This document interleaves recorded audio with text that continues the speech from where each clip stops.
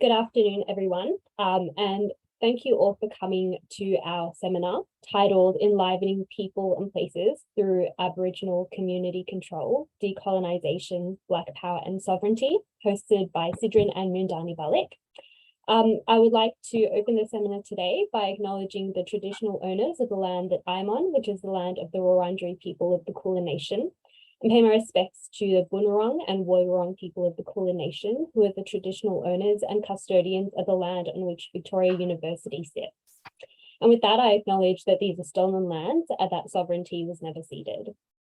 I'd like to acknowledge and pay my respects to elders past and present, and extend that respect to elders and First Nations peoples who are joining us in the audience and who will be presenting here today. We pay respect to the deep knowledge embedded within the Aboriginal community, their long and continuing relationship with their land and their ownership of country. And now I'll hand it over to Christopher Son, who will introduce our seminar and our speakers for today.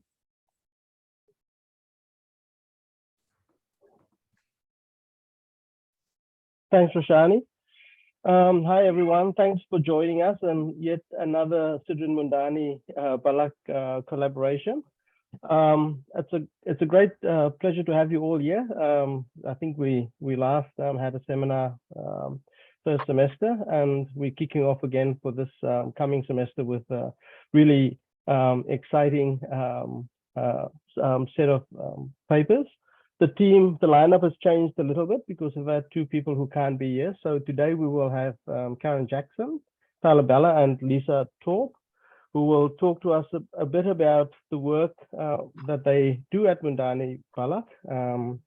It's organized around enlivening people and places through Aboriginal community control, decolonisation, Blak Power and sovereignty. So there's an amazing amount of significant and important concepts there. And this seminar was first delivered, or parts of it first delivered at the Native American and Indigenous Studies Association in Mianjin, Brisbane.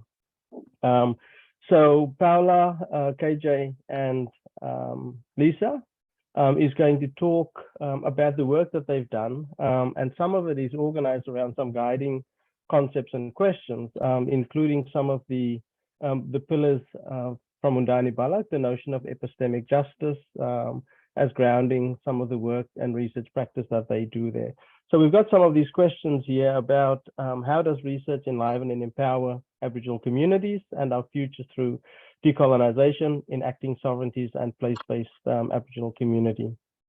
How does the work respond? How is Moondani Balluk and the various partnerships that they have responding to epistemic justice as a firm expression, I think, of Moondani Balluk's research agenda, but I think it's also something that the university has taken up in its pillar around protecting country and ethical partnerships. So very strong agendas and foci for work that we do at VU. And so we also have another question about what has your journey been into this research? So speaking a little bit about how people's pathways and ways in which they find paths to do the work that they want to do. A lot of the work brings together, I think, cultural practice, creative practice. So it's always very innovative, and then also anchored in decolonial imperatives, decolonial sorts of options, and this idea of enacting sovereignty. And then the last question is about methodology and Indigenous frameworks and how that finds expression in the work that that people are doing at Moondani Balluk, and specifically KJ, Lisa, and Paola. So we're going to go straight away, and I'm going to invite Karen to introduce herself and also then kick us off. Thank you, Christopher, and thank you too to the other speakers joining us today and all of you listeners. I'd like to, sounds like I'm on the radio, all of you listeners out there in Radio Land. Sorry, I'll stop that. I'll be sensible.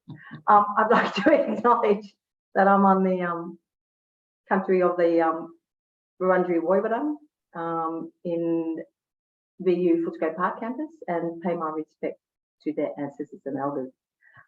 So I first want to introduce myself, and you'll see there a map of Aboriginal registered parties in Victoria from May 2016. I am Yorta Yorta and Jajavarang. The bundle flying in front of the sun is the Jajavarang logo. But so Kitty Atkinson is my great-great-grandmother, born on Moray Lakes, Barn Forest, and Finnemore Jackson is my great-great-grandfather, born at Mount Hope, Pyramid Hill, which is on Jajavarang country. And my grandfather, Eddie Jackson, is Jajavarang, and he was not really married, but had children to Ada Cooper, who's Yorta Yorta. So I'm one of 5 siblings, and the only one who lives in the west of Melbourne. And I guess most people on the call know about the west of Melbourne because you've all been involved at VU, but it is still seen as one of the 4 working class places in metropolitan Melbourne, and seen as being industrial and ugly in its nature. Though this is somewhat changing with, you know, gentrification coming into our suburbs. But for me, the west of Melbourne still holds the footprints and stories of its traditional owners in its landscape. And I've had the privilege of visiting a number of several significant cultural heritage sites with traditional owners in the west of Melbourne. The ceremonial Bora rings in Sunbury, I've visited there, and there's a green axe site out near Lancefield, which is a bit further west in the western suburbs. But there's also another green axe site in Keilor Downs and a burial along the Werribee River.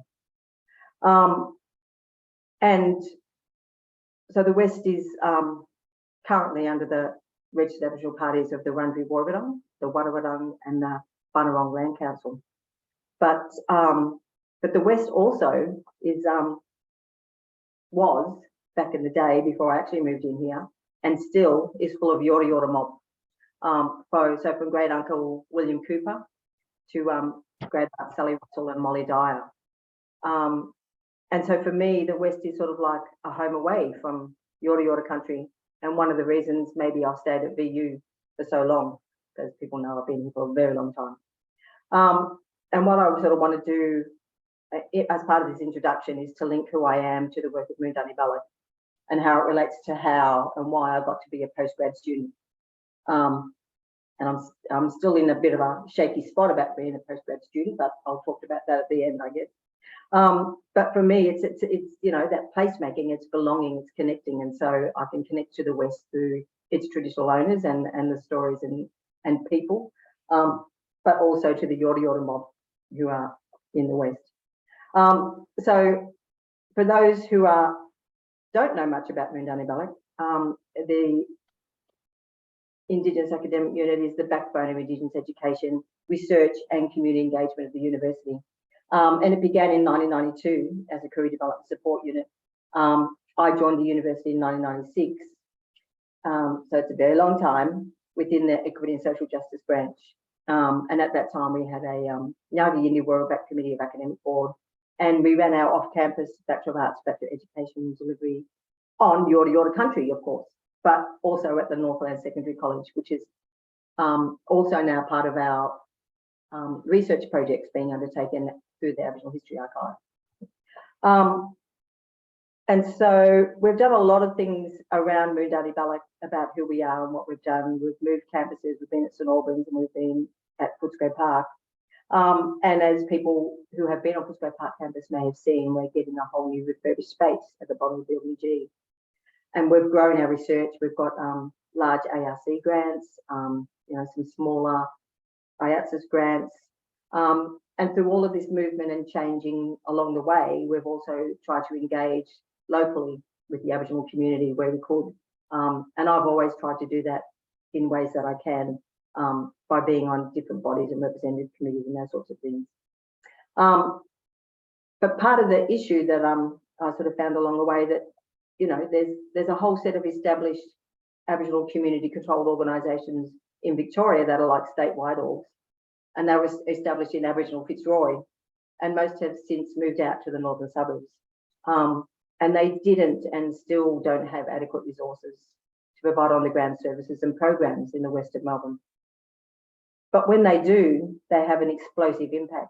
So, for example, when VACA set up its offices in the west of Melbourne, only a little while ago, you know, maybe only 5 years ago, the numbers of Aboriginal children in out-of-home care has risen by 50%. Is that because VACA is in the West and has its programs and so children are more visible? I'm not sure about that. Or is it just because that Aboriginal community actually needed a service and so were more visible because there was a proper service in the area? And one of our current community research projects is looking into the matter of surveillance by child protection, but I think Paola's going to talk a little bit about that when she has her presentation. So if we go on to the next slide, please, Christopher. Thank you. So in talking about, you know, what I was sort of suggesting around engaging locally in the Aboriginal community in the west of Melbourne. So this is an aerial shot of the Wungurul Centre, Wungurul meaning strong heart in Wadawurrung language. In its very early days when it was just about to be opened, it now looks amazing because all the landscape has grown and all those blank spaces at the front of the building are now fully vegetated. And we also have a primary school next to us on the left-hand side of that picture, or the western side. So for me, that engagement in the Aboriginal community in the west of Melbourne has sort of started back in the early 90s, I guess. There was a big meeting at the Living Museum of the West to talk about how Aboriginal community who live in the West don't have access to services and programs. And a lot of the communities still don't have access to services and programs, not specific culturally specific ones. And so that meeting at the Living Museum of the West in the 90s moved into the establishment of an LAECG through Moondani Balluk at the time, local Aboriginal Education Consultative Group, and that group incorporated itself to become the Western Suburbs Gathering Place, which was one of the very first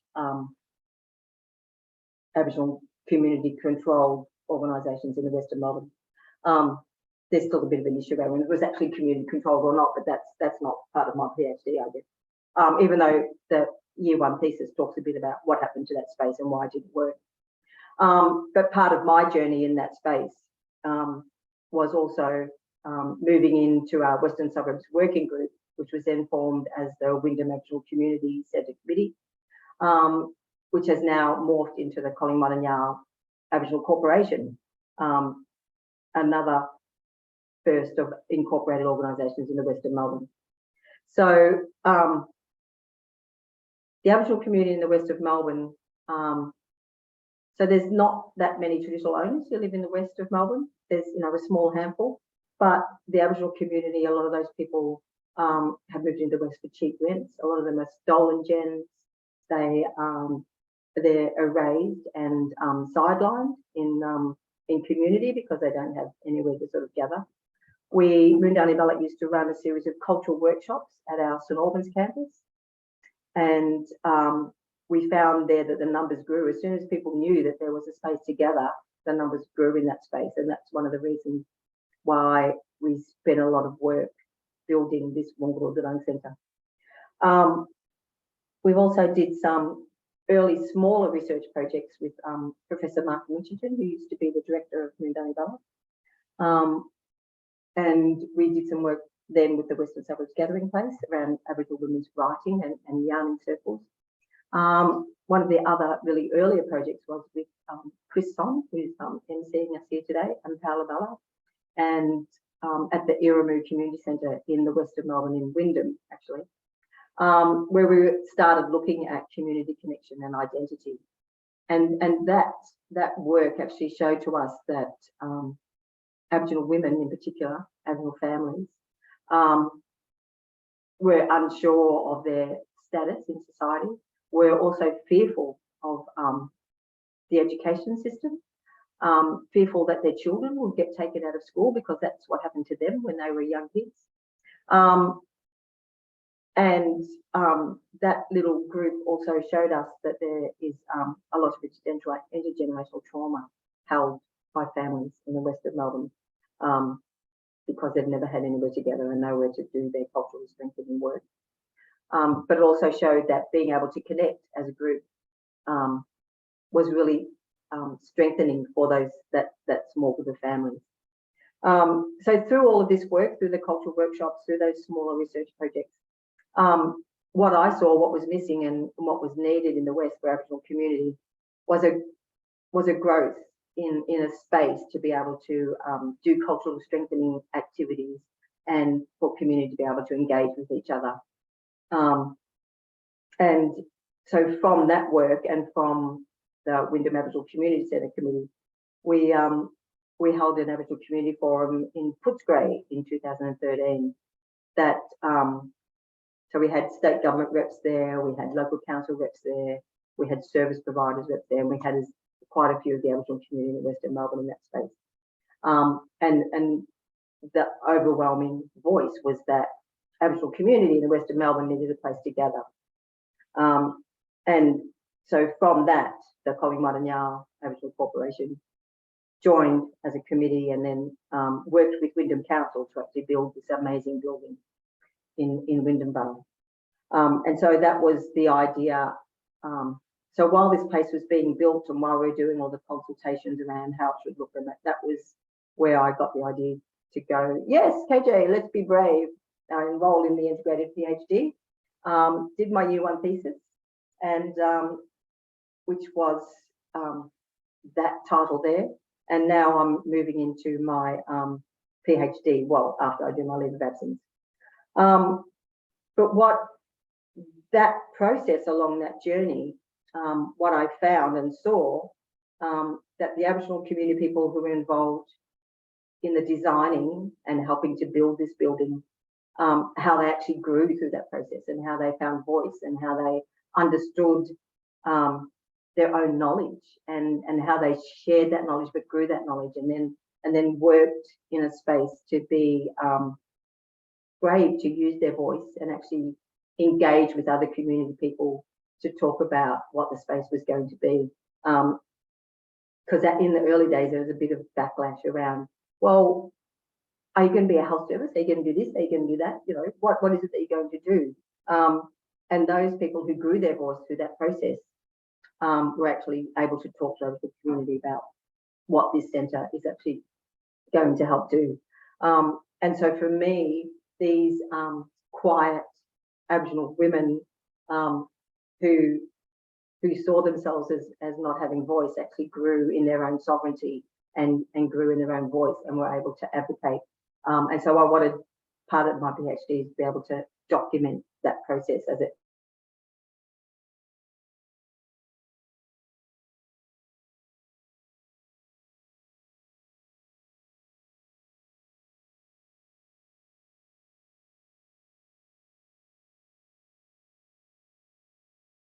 Oops, that's KJ just frozen.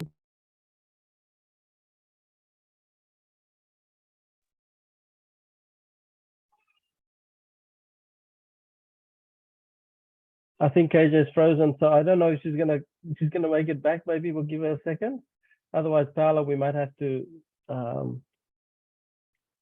go to you.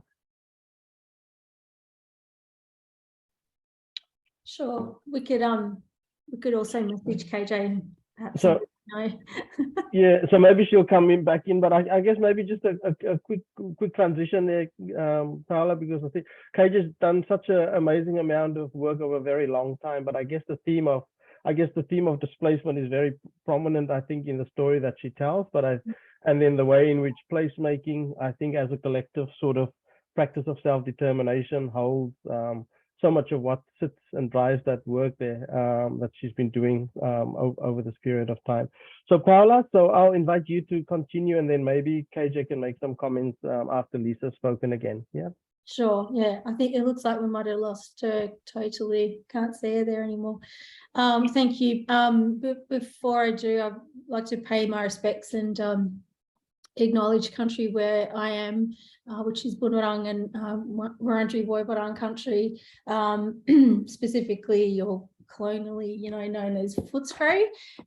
So I'm very close to campus where I live, so I'm working from home today, and whenever I hear KJ talk and you know, the beautiful and engaged way that she does, it just gets me thinking about lots of stories and things that I've shared with her, and lots of journeys that we've been on together over that over 20, you know, over 25 years or something for her, and 22 or so for me at VU and in this place.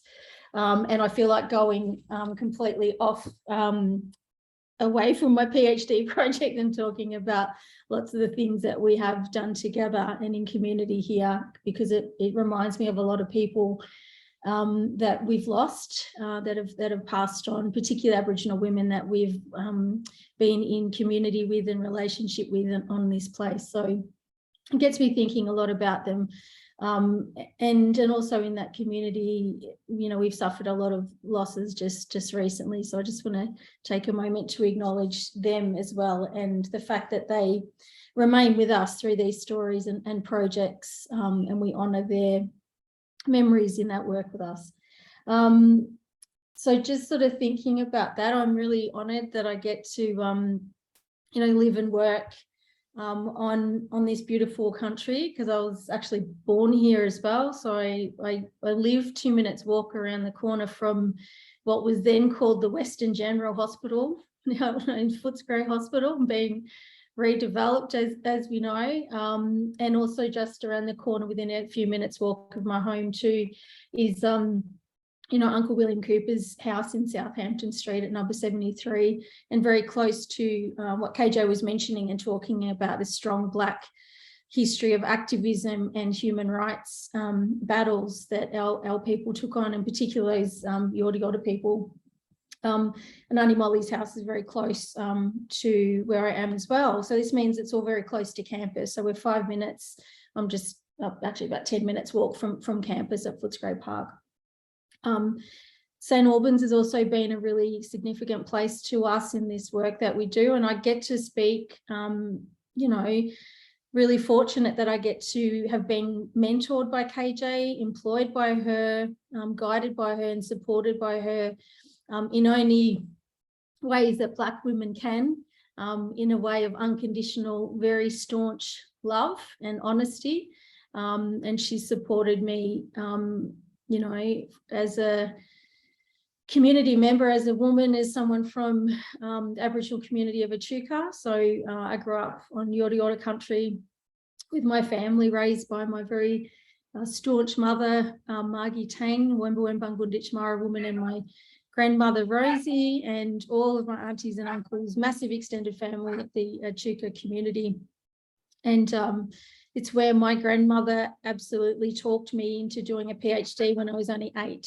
So I don't know if anyone else has had many grandparents talk to you about doing a PhD at the age of 8, but she did. She didn't call it a PhD, but my grandmother Rosie, who was forced out of a mission school at Barham when she was about 12 years of age, because she was told that Black children, you know, didn't deserve any further education and weren't capable of it anyway.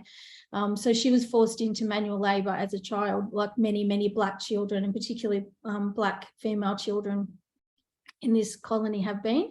But she started saying to me, you know, you have to get your education and go as far as you can and beat them at their own game.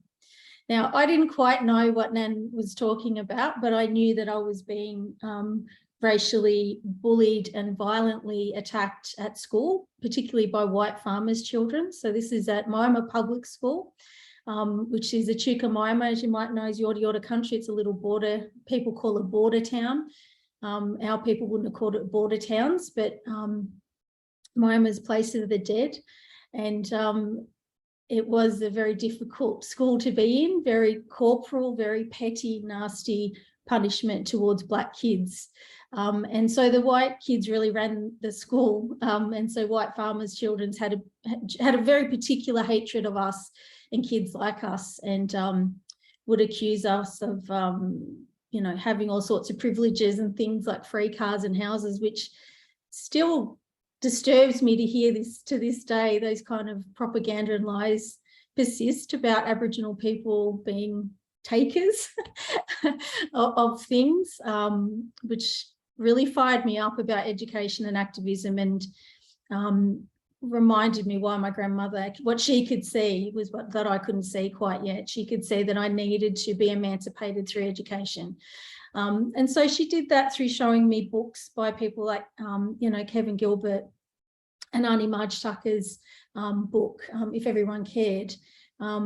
So she showed me Black literature at a really young age, and she showed me her own artwork and poetry. So in some of my PhD research, well, in a great deal of it, actually, I really reference the matriarchal knowledge and, you know, way of fighting that I was raised in order to know place.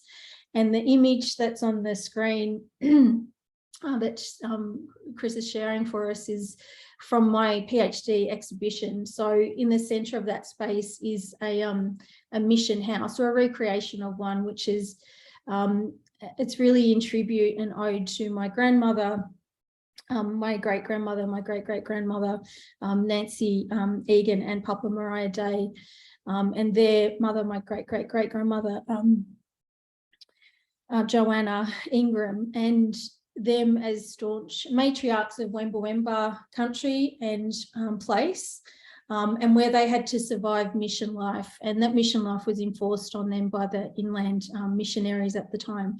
And so they were rounded up to live in oppressive conditions where their entire lives were ruled by the doctrine of you know, Aboriginal policies and rules and regulations, and they lived in little mission houses. So this house is you know, a tribute to the type of places that they lived in. Instead of being made out of the materials that they found on country at Moonakalla Mission, this is made out of a wooden frame that I had an artist assist me with in putting together. And then the walls themselves are actually made out of bush-dyed calico. And the process of dyeing that calico was part of the methodology I came up with in understanding how trauma and survival stains reside within our bodies and our stories and our lived experiences. And I wanted to find a methodology through my art practice, which I've been doing since I was a child, to really challenge myself to find a new practice in order to manifest what those marks look like when you bring them to the surface, because so much of what we experience, and still for Aboriginal women, the rates of violence we encounter by the state, including child removal, sexual assaults, rape and murder and being missing, and the fact that we're the fastest growing incarcerated group in the country at the moment, means that this violence is ongoing. And what happens when that violence is erased and the impacts of it are erased? So I wanted to do work that actually made visible those marks and the stains of what it means to continue to tell a story, and to create a space that, while addresses trauma and transgenerational traumas, I didn't want it to be re-traumatizing to Aboriginal women visitors and family, but I wanted it to be challenging to white and to settler audiences visiting the space, who might not be as familiar with our stories of survival through the mission and reserve system, or as Professor Gary Foley calls it, you know, these were like concentration camps for our people. From our old people's perspective, the mission sites and these little houses and these landscapes of love, which is what I've tried to create here, which is a soft landscape of country and place, and like a mission camp, was to celebrate the unconditional love and softness that Aboriginal people and family, in particular mothers and grandmothers, bring to your survival. So they're always making the best of things. And I just found that there was something so beautiful and profound in the art of everyday survival, but also in the art of and the act of daily repair, which Kim Kruger, who's one of our amazing colleagues and not here today, unfortunately, she spoke about in a forum at ACCA at a symposium on the artwork of Kata Atia about post-colonial, or on what we would call the ongoing colony, about how Indigenous peoples survive ongoing colonisation, and the daily acts of repair whether that's through artwork, storytelling, the kind of work that KJ does in holding place for us at the university and within it, the type of work that Auntie Lisa does. And I say auntie because we have family, we're connected through family. So I'm not saying we all call each other auntie. There are rules around protocols and permissions. Jackie Huggins writes beautifully on that and says, don't call me auntie unless we have a relationship. But I'm saying what I value and respect, and I'm very honoured to be in a space where Auntie Lisa is doing a PhD at VU now in Moondani Balluk, because of the space she holds for our children, for Aboriginal children to be sovereign, and to be very staunch and clear and unequivocal in how we express love and care for each other in community. So, you know, there's a lot I could talk about in my PhD work. I was really fortunate. Chris is my principal supervisor, and the incredible Professor Tracy Bunter, a Niue Waka Waka woman who's my associate supervisor, who really encouraged me to keep looking for places of unconditional love in the institution, for Black fellows to study in violent spaces like colonial institutions, like universities, continuing to be sites of colonial power. It's very hard for us. You know, I mean, PhDs are hard enough to do, but when you have the responsibility of family story and survival that you're bringing with you, and the responsibility of what you're going to do with your PhD when you're finished, it sits with you with a particular weight. You know, so this was the main installation anyway that I created. It was fully immersive. People could go inside it. There was also film footage playing of my great grandmother, Nanny Nancy Day, on country at Moonakala, and that film footage was retrieved by myself, my mother, and my daughter on a research trip we did to IATSIS, which is Indigenous National State Archives on Ngambri and Ngunnawal country at Canberra. And I wanted to do that in a generational act of, you know, liberating our family material from those archives. And to see my mum sitting barefoot in IATSIS, going through these photographs and stories and taking things back. And even though we were placing them onto USBs and there were some materials we couldn't take, it was a very empowering, healing exercise to do within, you know, a research setting, if you like. Have I got another minute, Chris, to talk about the next one? So the next piece was the second sort of iteration of this work.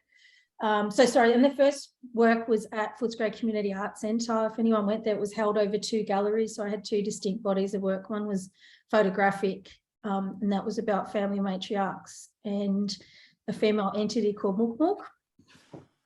And then the second one was focused on the tent mission house structure. This second work was actually at Tarawara Museum of Art, and it was for the Willenbeck exhibition curated by Wurundjeri woman Stacey Piper. And I extended that research work around creating the mission house, but this time it was more focused on a space of respite and how we might have these conversations about daily acts of repair for Aboriginal people while violence continues. And also places of public dialogue. And the painting in the background is a 1978 oil painting that my grandmother Rosie actually did. And during lockdowns, when I was finishing my PhD, this painting was posted to me from a dear friend from in Toowoomba. She was my grandmother's friend, and she'd purchased the painting around 1979. She posted me this painting during the lockdowns, and it became a precious gift. It's only like a 25 centimetre little painting, but I had that turned into a wallpaper to act as a lovescape for the tent setting. So it was a cross-generational way of talking to my grandmother's knowledge and knowledge of country. And I essentially created like what's called kukala in our language, grandmother's camp, for that painting. So yeah, I think I'm running out of time, but I'm really mindful that just the other work we've been doing collectively, which really touches on everything KJ was mentioning, is utilising those methodologies for working with Aboriginal women in the West, and in particular on this upcoming project at Dame Phyllis Frost Detention Centre, which has tragically a very high number of Aboriginal women inmates. They are our sisters and titters and family inside, and we are working towards a project we're doing with them. And it's based on a project we did also during lockdowns with other Aboriginal women who are not incarcerated from the western suburbs. And we looked at healing methodologies that included the bush stone process I did, and Wayapa workshops with Rowena Price, who's another Aboriginal practitioner. So all these works, it's interconnected. We're all working towards, a form of emancipation and healing for ourselves in community and together. And it's, again, I just feel really privileged to be able to do this work and have the space at Moondani Balluk with VU. Thank you, Paola. That's really amazing, really rich, deep, and it's really it's great to see how all of these things are coming together and being weaved together for that liberation or emancipation task that you described. So we'll go now to Auntie Lisa, and then we'll get KJ. Now that we have KJ back, KJ will have something to say at the end, and then we'll open the floor for some questions and comments. Yeah. Okay. Auntie Lisa. Hi, good afternoon. My name is Lisa Thorpe, and I'm a Guna woman, and I have lived on Wurundjeri land since I was 6 or 7. Firstly, I would also like to pay my respects to the Wurundjeri people, whose land that I've lived on since I was 6, who I've been about and a part of the whole process, and actually haven't really moved off Wurundjeri country since then. But yeah, my father's country is Gunai, and my mother's country is Guna. And my whole project and who I am, well, this first slide is about who I am and growing up. Like, I've come to Melbourne when I was 6 or 7 years of age, and actually part of this whole process is trying to put together who of the years and what happened in those years, and one of the early ones, that photo with Gary Foley in the corner there, and Dennis is actually, I think one of the fellows, Bert Williams, used to live at our house in 506 Nicholson Street, Fitzroy, back about the time that the 10 Embassy started up. So some of the stuff that the life that I've lived, I didn't realise, I was a much older person, how much activism was going on in and around our house continually, and what I grew in and what my knowledge was all about this whole era of Aboriginal community control of people. It was just my knowing, my way of living, and my mother's involvement in the Victorian Aboriginal Health Service and the establishment of that. And Mum was the first administrator, but working at the same time around a whole lot of other women, and the Briggs women that were around of that time, and the movement that was happening of Aboriginal women supporting a scabies outbreak down in Lake Tyers, and which formed the whole development of actually we need to develop our own community organisations that looked after our own people. That was back in the early 70s. Sydney Redfern was the first Aboriginal organised health service started up. Then followed after that was the Victorian Aboriginal Health Service. And Bruce McGuinness was someone that I knew and grew with, and someone was around at our house and was with Mum the whole time in developing the Victorian Aboriginal Health Service. So being a part of just living in that space, and Gary, I remember Gary Foley in those days, also working there, and it was the whole beehive. It was a Victorian, it was a clinic, it was a health service, but the biggest part of the organisation was actually looking after the community who were coming out of the homes at that time, and some of the people that around right now, they come out of the homes and come to Fitzroy. It was a meeting place in the early days that people would come to Fitzroy to find out who they were, who their connectedness was. And the health service played a big role in that. And I remember Nan and Bruce's mum, Auntie Sissy, in the kitchen, and a lot of their, just by talking and being with people, was connecting people up with who they are. And that was the first informal and was the best way. Even looking at it now, with no resourcing, no big conglomerates of money or anything, about just talking to people and reconnected people to family. My mum was born in Fitzroy in 1935, and before that, my nan was come off the the Framlingham mission. I think it was Framlingham, or was it Lake Conda mission, or like Framlingham, on the back of a truck with her cousin. And they come to Fitzroy. She was 15 years of age, and they were removed from the mission because they were considered to be half castes, and so they needed to move off and then come down as a 15-year-old with her cousin, and her dad with her father, and then they started they had a house in Fitzroy. Her mother couldn't leave the mission because she had a sick sister up there, so they come later. But Nam was in Fitzroy at 15, and then had my mum, but when she was not married, then they had mum at 19. Mum lived in Fitzroy until the time she was married, and I only went to school to grade 6. So my history of school is mum's education at George Street, Fitzroy, was to grade 6, and then she worked in the shoe factory in Fitzroy. So that, you know, in that era of time, and Mum would always say is that the population and the community in Fitzroy was poor white people, communists, criminals, and Aboriginal people, and they were a community of people that looked after each other. And that's the early days of Fitzroy growing as a strong community where Aboriginal people always come to.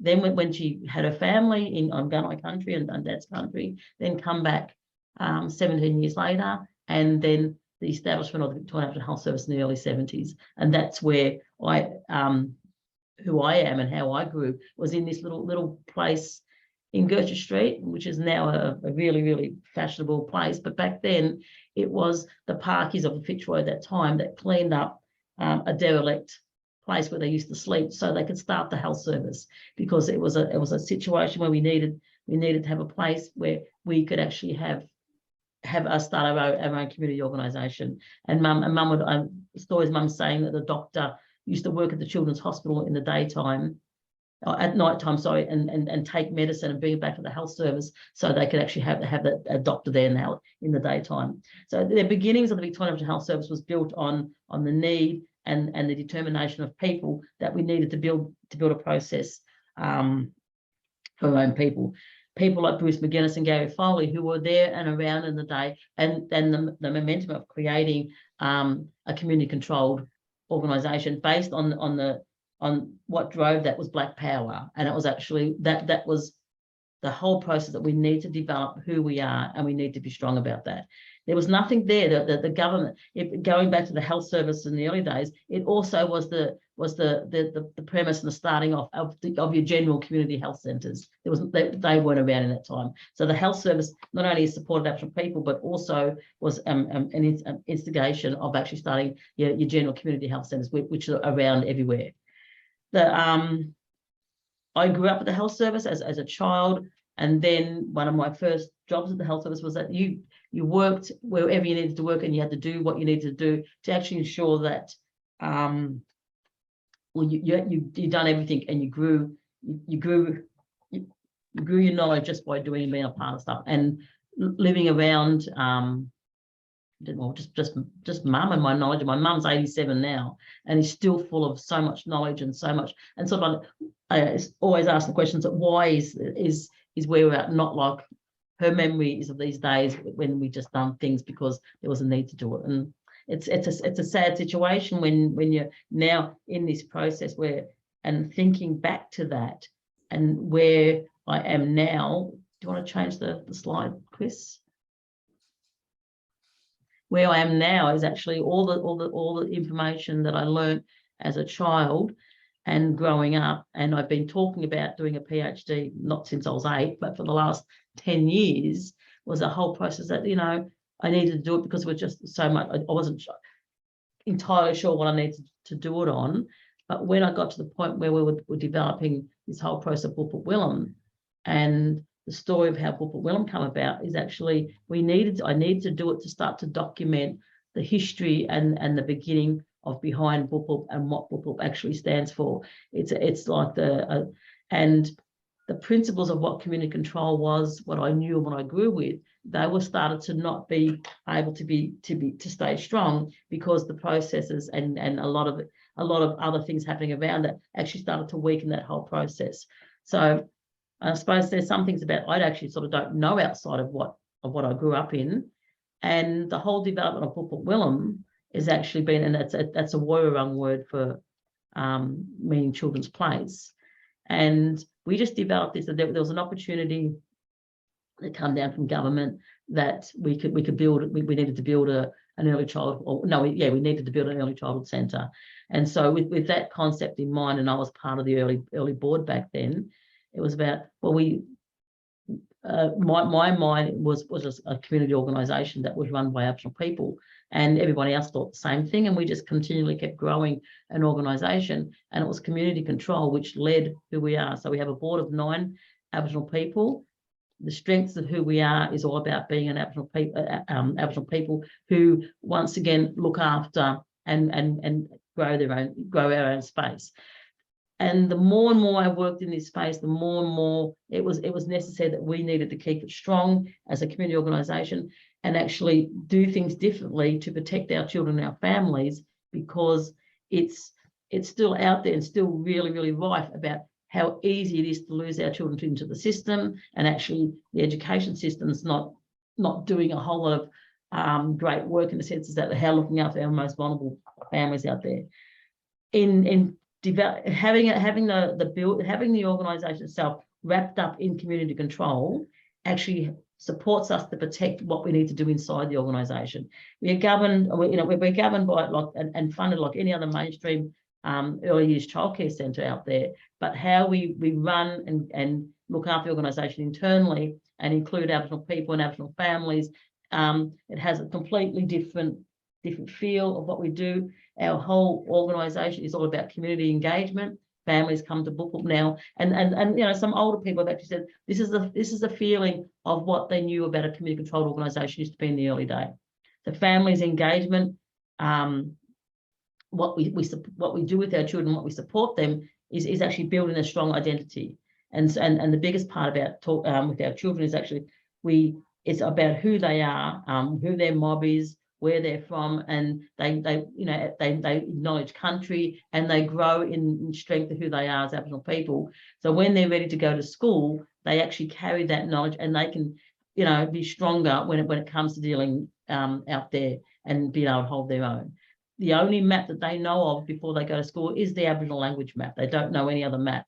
So their first knowing is very different, and the first institution outside of their home is all about who they are and building them strong, which has actually given us a really good indication of actually how we can make a really strong transition for our children. And that's what led me into doing the PhD, is that this needs to be documented, because if we don't document it, what will happen to us is that it will start to fade out about how important Aboriginal community control is, and how we can take those early concepts of community control in a health setting and bring them forward into an early childhood setting, which is wrapped around by health and well-being at every angle. And and it keeps the freedom of actually what we need to teach our children in an early childhood space before they then come out. So it's my whole PhD is about bringing privileging what I knew of what Aboriginal community control was in the early days, and bringing that forward into now, and using those same concepts into a modern day space where it's still about community and developing our community who they are. So it's my whole story is about who I am. So it's an ethnographical bit of work that I'm doing, but it's all based on what I know and about what we need to be taking forward. And it's these children coming out of Book now, they need to be the ones writing our treaty. They need to be ones who actually it shouldn't be so hard that we actually have to have the special spaces for Aboriginal people to be in universities, and actually and safety in schools and those services. We need to be part of the whole process of how they run, and we need to be able to be who we are in those spaces and carry our stories forward about the strength of our families. So yeah, that's what I'm doing at Book. Oh God, no, thank you, Lisa. That's an amazingly powerful story. There's so many things in there, from I guess in Indigenous knowledge systems, lived experience, coloniality, I think survival, and the placemaking on your own terms, I think, for Aboriginal people. So I just want to come back to Karen to see if she wanted to either finish off that slide, or if she wants to tie together some of the things that we've just been speaking about. So you got both of those options, KJ, before we go to questions. I think I'll do both quickly, if that's all right, so I don't need to have the slide put up or anything. Okay. So my PhD was going to look at whether the new centre, the Woongal Centre, challenged coloniality by using cultural protocols and making the space sovereign, so that Aboriginal people had choices, their own choices, and how they could shift decision making from mainstream systems to an Aboriginal body framed in these cultural protocols. But while I was while I came back in and listening to Paola and also listening to Lisa, I sort of noted the sort of a couple of things that sort of resonated with the work that I'm doing and linked in with Paola and Lisa in terms of, you know, having a culturally safe space is vitally important for Aboriginal community and Aboriginal families and Aboriginal individuals. And that's part of the work that I'm trying to do at the Woongal Centre, but also at Moondani Balluk within VU. Because if people need to have a space where they can know and find their identity and connect to Aboriginal community, a bit like what Aboriginal Fitzroy was, you know, it was the gathering place. Everybody went to Aboriginal Fitzroy, to the health service there. That's what I'm hoping that the Woongal Centre becomes, and that's what I want my PhD to look at. I'm hoping I'm not freezing again, but anyway, we'll go for it. The other thing that really struck me was around, you know, this idea of cultural strengthening and cultural knowledge with children, but also in the healing daily acts of repair that Paola was talking about. And I think that's what all of us are looking at in that space, and giving our community and our children cultural strength and cultural knowledge so that they carry that with them every single day.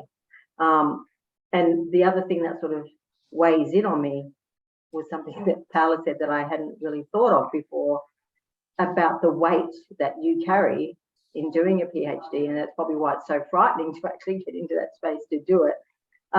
Because in my PhD, I'm wanting to represent my journey in creating spaces that are safe for Aboriginal community, but I also want to retell the story of what creating those spaces means and how it gives power to and respect for Aboriginal community in the West of Melbourne, that most people don't even know that there is an Aboriginal community in the West of Melbourne. So I think that story also needs to be told while I'm also carrying the weight of sharing that story.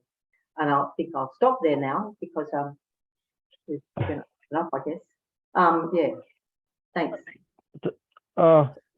Thank you, Paola, KJ, and Lisa. I think those are very generous gifts that you just shared with us. I don't know if people have comments or questions, or if you're even open to questions or just comments, or any reflections. We've got 5 minutes, but we'll keep the room up open a little bit more. But if people have comments or reflections or reactions to what they've just heard, yeah, you can maybe just pop it into the chat, or you can just put your hand up. I don't think we'll see all the hands because I've got three pages here of faces.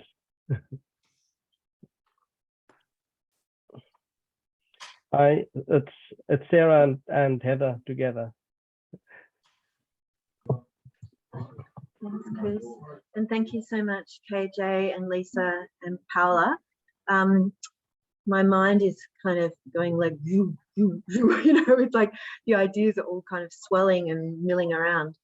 But I'm really curious and interested, because I come from an arts background, about how story and place and culture, how they're interrelated in these works that you're making and in the way that you're working with community. It's a very vague question because, yeah, of the wall in my brain. Was that for me?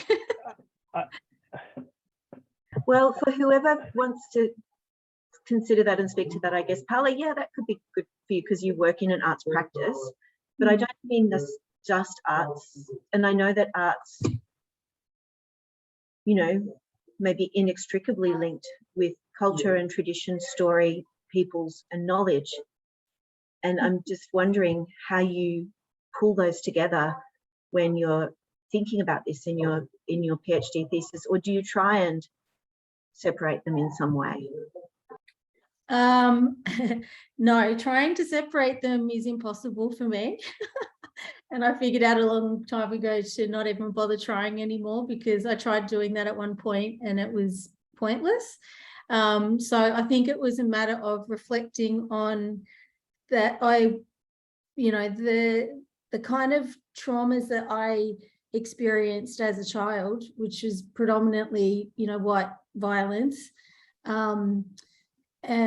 meant that I would try to find ways of making sense of that by making drawings and little maquettes and painting. And my grandmother was also, she was a self-taught artist. And so that, her beautiful painting behind me was something that inspired me constantly. And I couldn't, it just always stunned me that someone who was forced out of, formal Western enforced white education that was forced on our people along with Christianity could be, so not confident in herself as an artist because of how she'd been treated. And I could see, even though I didn't have all the words for it, I could see that my grandmother was brilliant, and I adored her and respected her immensely for all the things that she'd experienced, but that coming out of that, she was not a bitter person. She was very loving and generous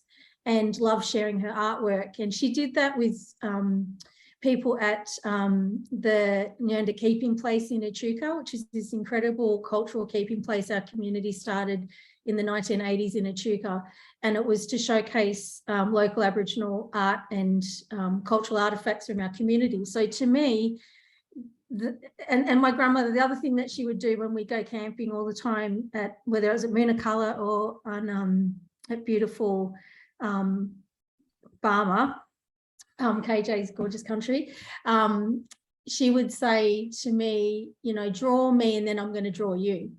And it was such a simple thing, but she'd take charcoal from the fire and she'd grab whatever came to hand. So whether it was some bark or paper or newspaper, she'd say, come on, Bob, draw me and I'll draw you. Now, that's one of the most profound activities that I know now as someone that became a teacher through Moondani Balluk. Like, I did my Bachelor of Education Yearner Studies, again, because of KJ and Auntie Melba Johnson and, incredible people up in the Echuca and the community that fought for that course. You understand how pedagogy works and how to, facilitate education, culture, art, and dialogue with young people. It's one of the hardest things you can do. But my nan showed me how to do that because it was a cultural practice and it was a very gentle, non-confrontational way to talk about things that were very hard to talk about. And so it was just the way we were raised, and so it just becomes a way of being. So when it came time to sort of formalize, and I've never been to art school, I didn't feel good enough for art school. I did not have the confidence, but I went on to do everything else via education. So I went to Melbourne Uni as an 18-year-old, failed, got kicked out of there because I was having a baby and then needed to take time off as a young single mum. But, VU were very happy to have me, and it was because of KJ. And the space that she has continued to hold over that entire time, 25 years or something, KJ. And I am just one of many Black women that have gotten to have an education and a career because of the space she's held and said, yeah, I'm not sure exactly what it is you do, but I think it's really good and I value it, and we'll make space here for you to do that. And you just keep growing that, so when it came time to do my PhD, I wanted to do it here. I did my I did my postgrad dip and a master's in community cultural development at the VCA, which was meant to teach me how to bring art and community together, and it didn't. It just taught me a lot of theories about dead white men that I wasn't interested in.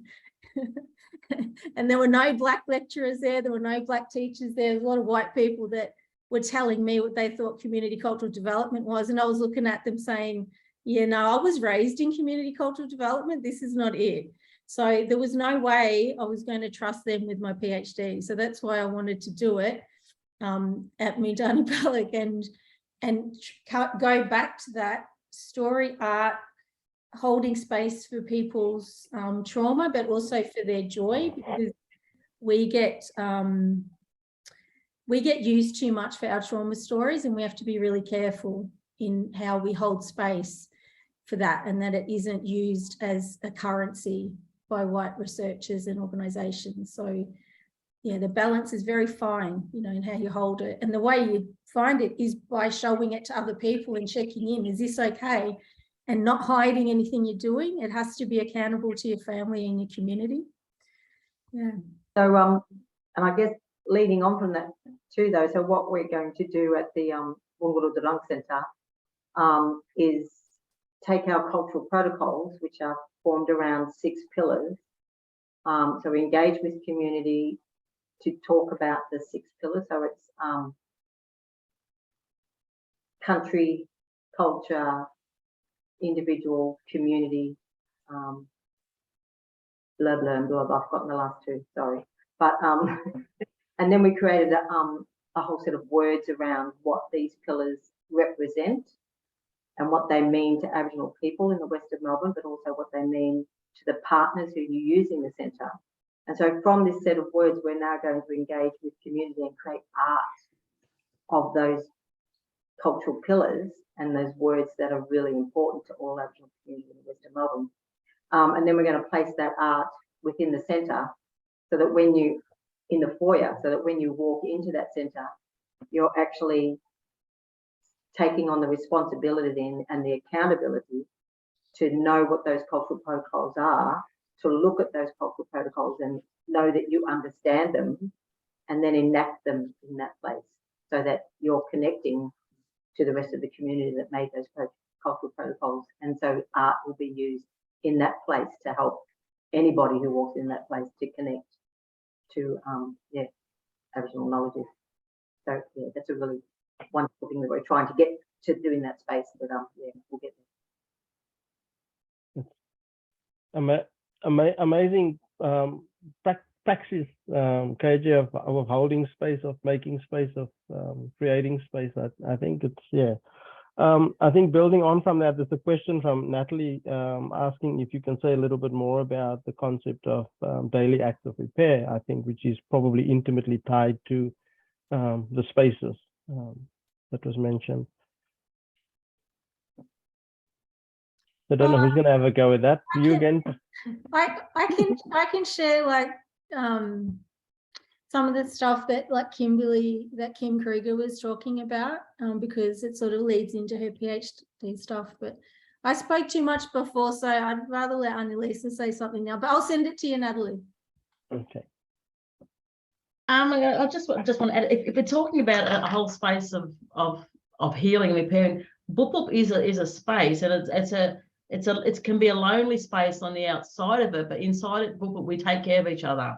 And I think we've also started, and what's really confronting out there is actually how little is done in a space of early years, and how totally controlled it is by the colonisers. And actually, if we're talking about our first place where our children learn, they're learning in such a colonised space with such high risk happening to them all the time, from everything maternal and child health to going to school, and there's not a whole lot of all the stuff that you're talking about, you know, the safe spaces that's just not there for children. And, you know, they're going through another whole trauma process and they're coming back into it. The whole safe space for Boop to be is a space of how do we grow this knowledge as early as we possibly can, and actually have our families and our children go into school spaces in a much safer space. And you know, and actually not that we actually have to hold their hand all the time. It's about building up the child, which builds up the family, which also gives people the abilities. Actually, I know who I am. I know my space. You know, when you hear, you know, some of the sad things and people don't even think about it, when the school sends home the first reader to a child, and the dad who's looking after his children, he says comes up, you know, can't read to him because he never learned to read himself. That is still real. And that's, I think, when we talk about all those confronting things about that, how still failing the system is for people about, and the expectations, and actually completely when some things that that they're confronted at school, the first thing they do is throw the child completely out with the bathwater, and it's really, really sad that they can't. And if we're not there to back up our families and support them, the next thing that happens to them is they end up in the system, because it's really confronting when we're in 2022 now, and we still have to have these safe spaces for our families and any sort of thing that we're doing to keep us safe, because out there, the education system that, especially the early childhood education, and then in the primary system, it is still really void about anything about they need to change the way they're doing their business and be inclusive of what we need to do now, not later on. It has to happen at every level of education, and most of all at in early years.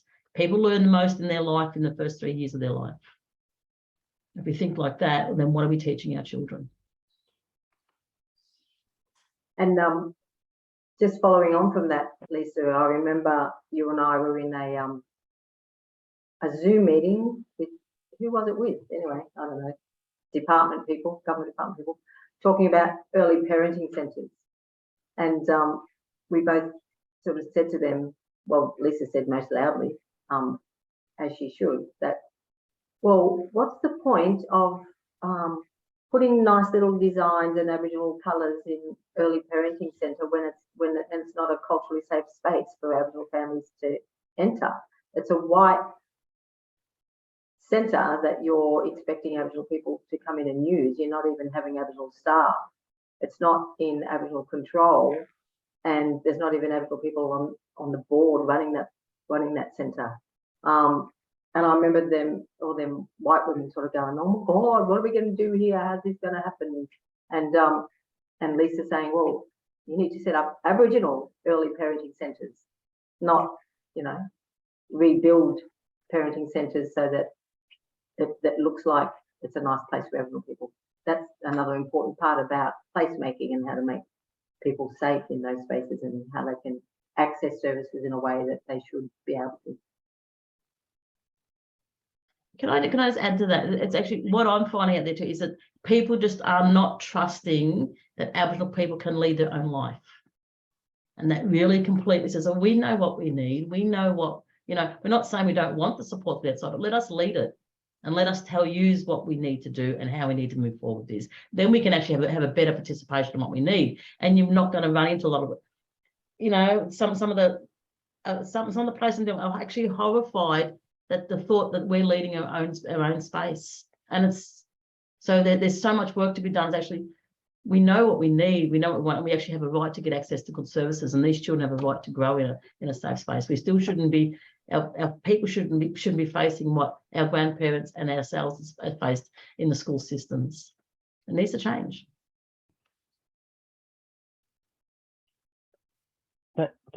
Thank you for responding to that question. There's a couple of comments in there if you wanted to have a look at that. Massimo has asked about the Black Women's Healing Project, and I've put a link in, but Paola and KJ, I don't know if you want to say a little bit more about that. And then there's a question, Lisa, about Boop Boop Willen, and if you use 8 ways pedagogy. So, yeah. Do you want me to answer that now, or in the things? I think go for it now, and then Paola and KJ can maybe speak to the Black Women's Healing one. We actually don't use the 8 ways pedagogy. We know about it. We're actually, at the moment, we're developing our own Aboriginal pedagogy, and what we're doing. It's good, and we're learning from everything that's out there, but we actually need to develop ourselves for what we need to do. Good, it's a good framework, all the rest of it, but we're actually developing what we need to know, and we need to know it before. So yeah, we're still discovering lots of different things. We're not denying. One of the main things that we're really conscious of as well is actually we're on Wurundjeri land, and the whole protocols and purposes of that and how we do that.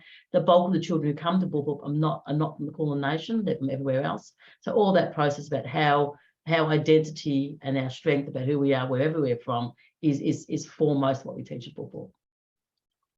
We're still growing. Thank you.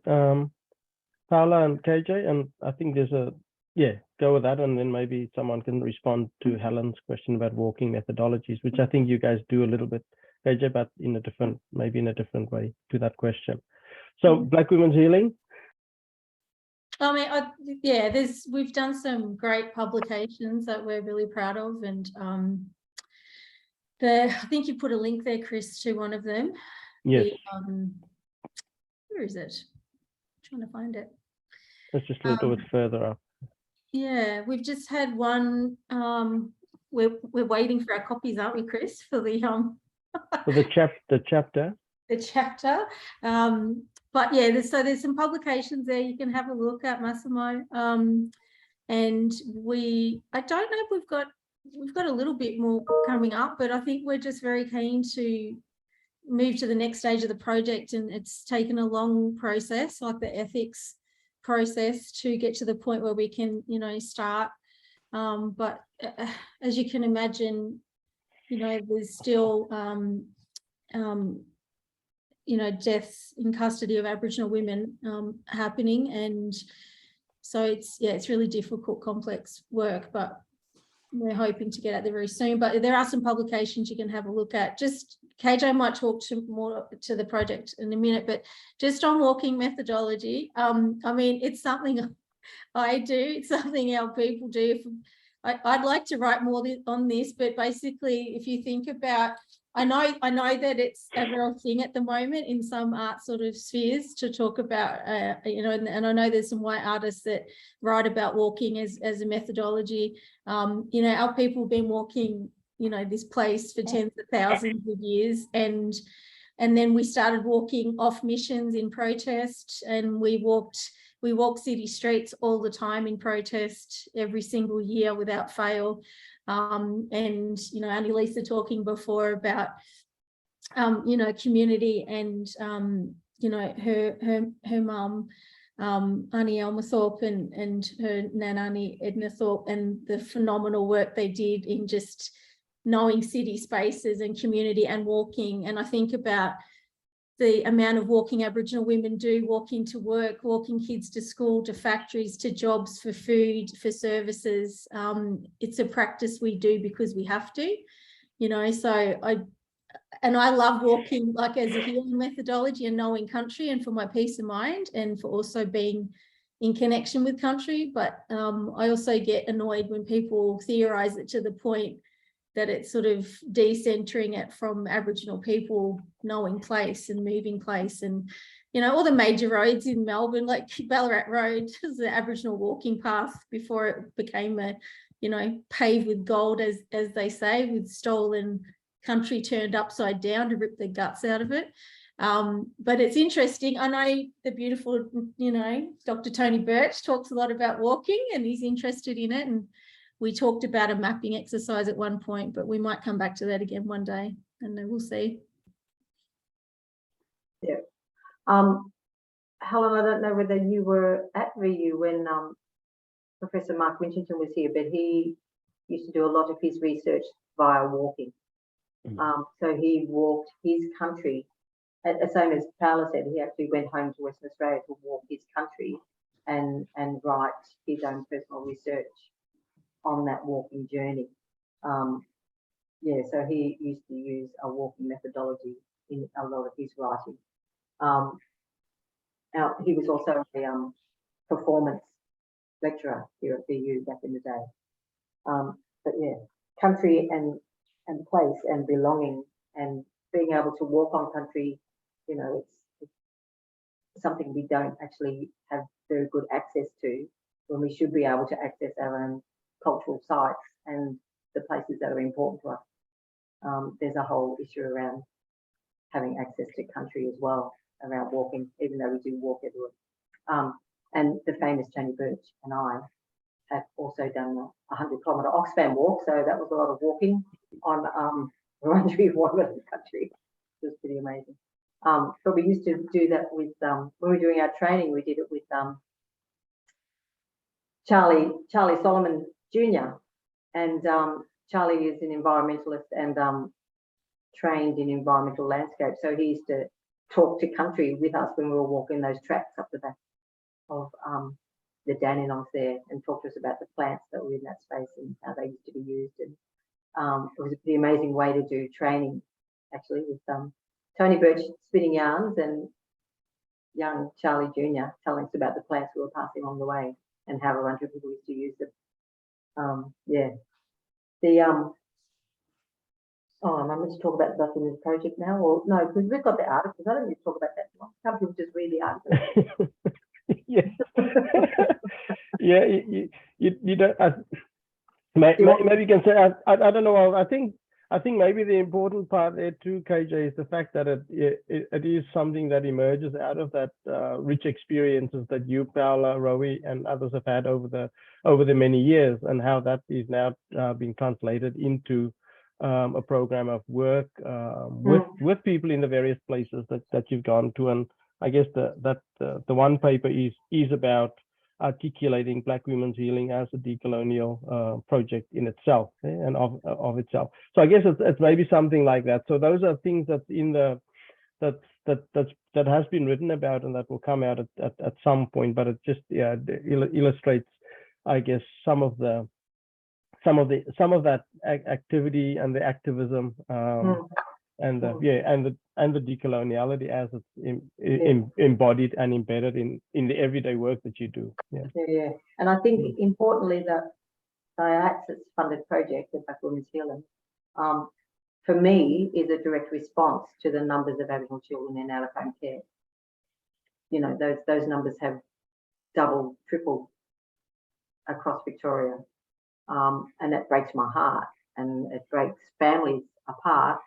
And all we're doing is stealing children and creating more intergenerational trauma that never gets healed. And so the healing workshops are to help those women understand their own space and heal themselves, and to have cultural practice that whenever child protection is peering over their shoulder, they can do their own cultural practice that gives them their own strength, and they can walk on their borrowed country and feel safe in those spaces, and come to the Wollongong Dance Centre and feel safe in those spaces.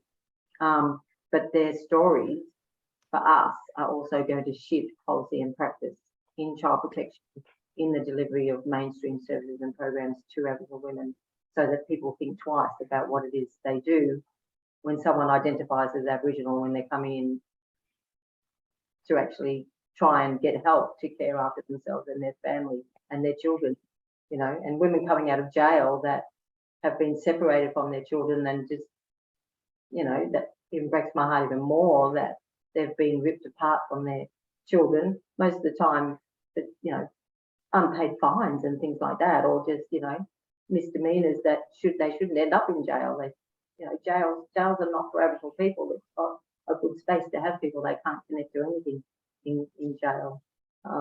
And so the Black Women's Healing Project, I think, is really, really important in the way that we can push back and speak back with personal stories to those policymakers and change practice around the way people engage with Aboriginal. Thanks, KJ. Don't know if there's any other questions or comments. I saw that Lewis, KJ, you guys can read some of that. There's a really nice comment from Lewis Dippen. Really good to see that you're here, Lou, about his appreciation for the work that you have done and that you are doing here. So thank you for that, Lou. If there's no other questions or comments, observations, then I'm going to ask you all to do your finger clicking and thank Paola, Lisa, and Karen for sharing their stories with us. I think there's so much in it for us to think about in relation to our responsibilities to challenge some of these systems that continue to do the harm, and how they are visible and evident in our own spaces. Everyday spaces within the university and outside of that, and to be able to probably think very deeply about coloniality, colonialism, and how we are all in that matrix of things, and the power that we have within the university systems to make contributions towards changing that situation. So thank you very much for all of that you've shared with us today. I'm really grateful that we're able to witness and be part of it. And thank you all for coming. And check the website, or we'll let you know when the next one is.